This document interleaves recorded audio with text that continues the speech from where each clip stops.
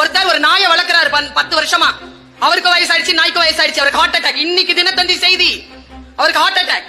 Ambulance சொல்லி ஆம்புலன்ஸ்ல ஏத்துறாங்க. ஆம்புலன்ஸ்ல தெரியும் நாயை ஏத்த மாட்டாங்க, மூடிட்டாங்க. பின்னால் அந்த நாய் நிக்குது, வளர்ப்பு நாய். சொல்லிட்டு கிளம்பிருச்சு ஆம்புலன்ஸ். Door closed. நேரா ஹாஸ்பிடல்ல தான் போய் நிக்கும். இந்த நாய் அந்த ஆம்புலன்ஸ் பின்னால ஓடுது. ஆம்புலன்ஸ் எவ்வளவு வேகமா போகும்? 7 கிலோமீட்டர். எல்லா டிராபிக்கையும் தாண்டி அந்த ஆம்புலன்ஸ் பின்னால ஓடுதுங்க அந்த நாய்.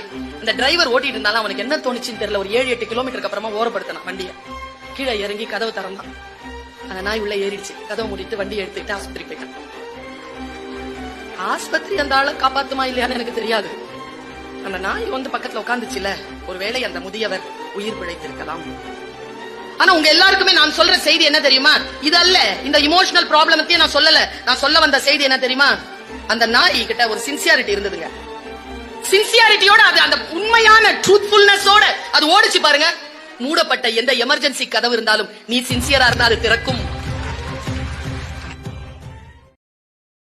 Download ShareChat.